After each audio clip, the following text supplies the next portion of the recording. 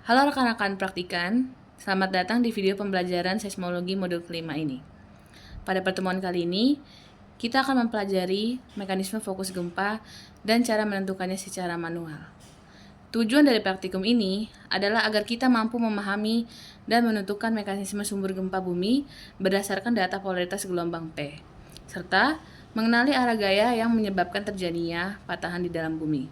Melalui analisis ini, kita dapat mengetahui jenis sesar, seperti sesar normal, sesar naik, atau sesar yang mendatar yang terjadi, dan memahami bagaimana gaya kompresi serta tensi bekerja pada sumber gempa.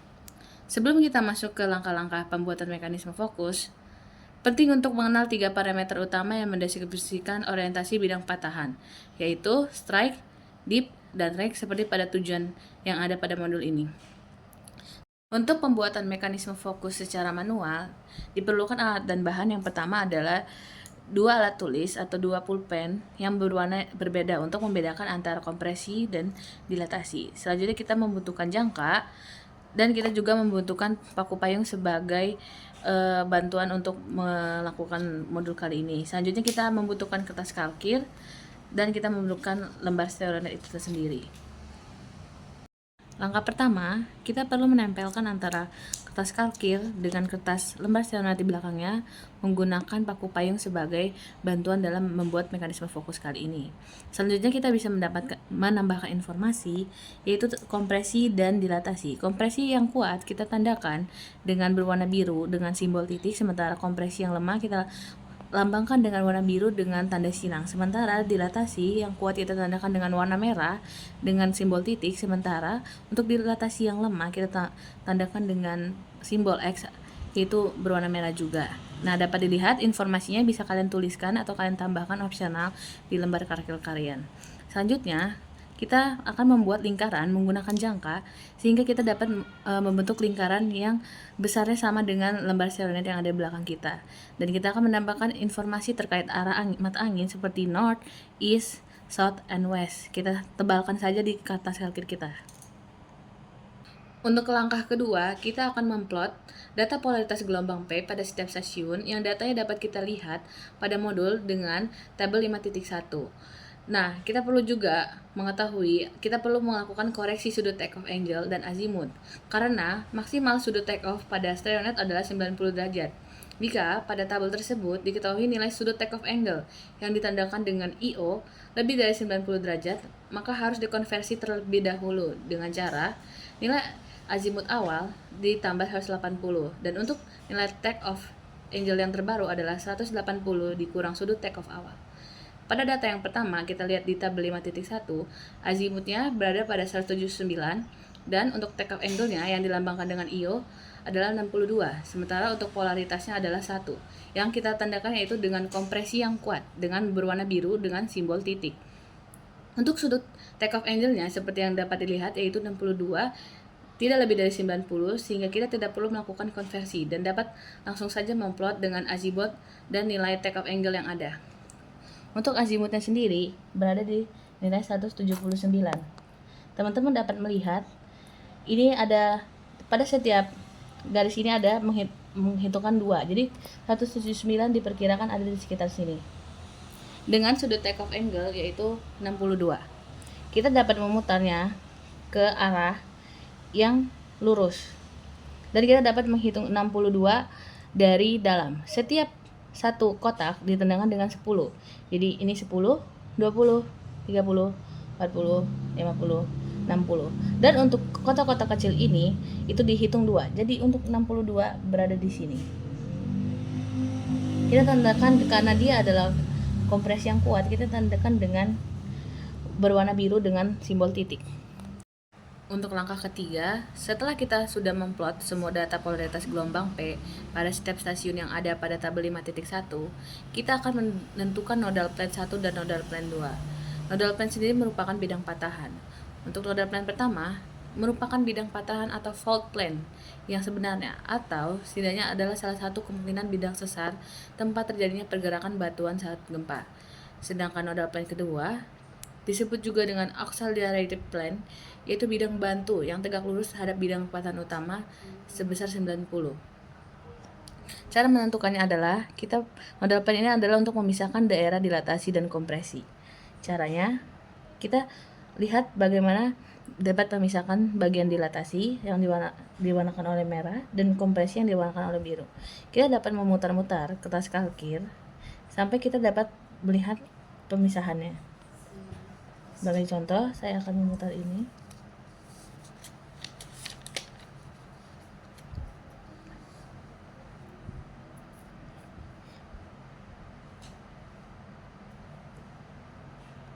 Nah, dapat terlihat apabila kita membuat garis nodal plane di sini, kita sudah dapat memisahkan antara dilatasi yang ditandai oleh merah dan kompresi yang warna biru.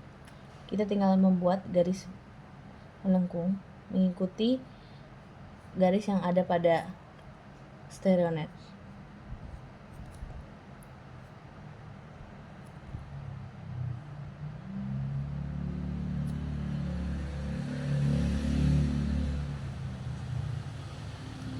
Nah, garis ini adalah yang akan dinamakan dengan nodal plane pertama. Kita namakan saja untuk sebagai bantuan. Selanjutnya, kita akan menghitung 90 derajat tegak lurus dari nodal plane 1 untuk membentuk nodal plane kedua. Dapat kita hitung di sini. 1 kotak, 2 kotak, 3, 4, 5, 6, 7, 8, 9.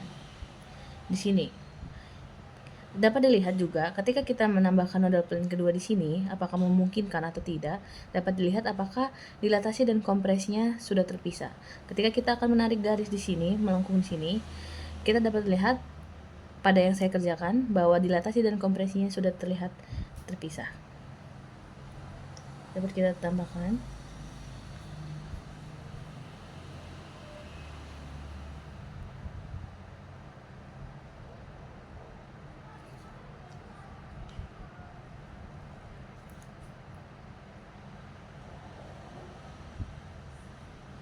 Ini bisa kita namakan sebagai nodal plane kedua.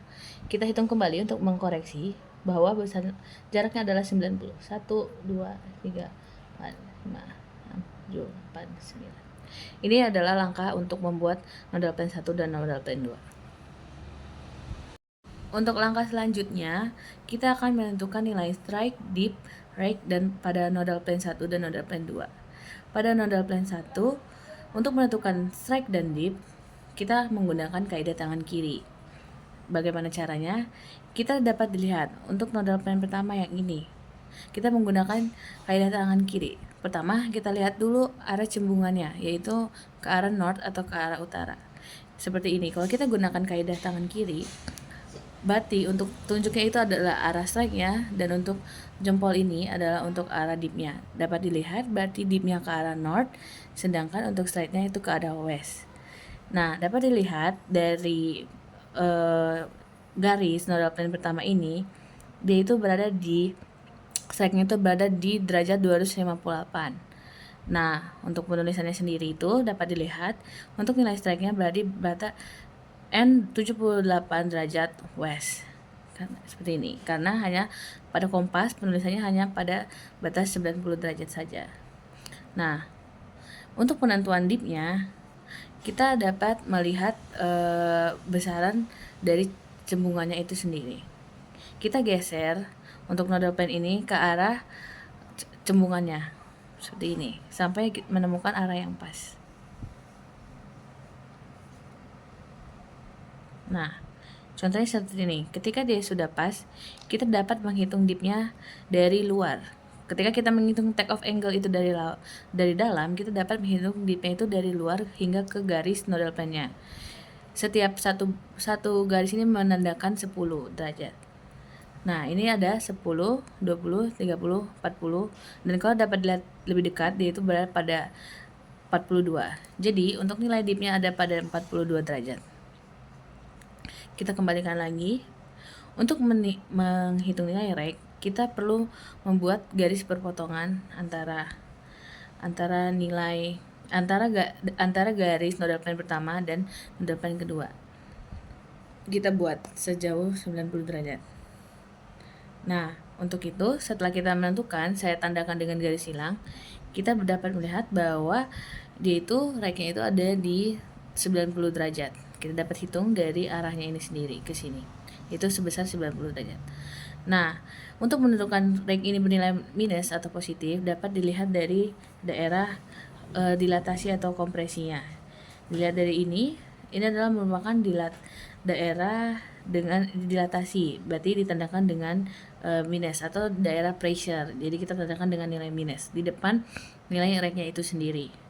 Nah, untuk dari nilai-nilai yang kita dapat seperti nilai strike dip dan rake ini yang sudah saya tuliskan untuk keduanya, itu kita dapat mengetahui jenis sesar atau jenis patahan yang terjadi seperti pada modul.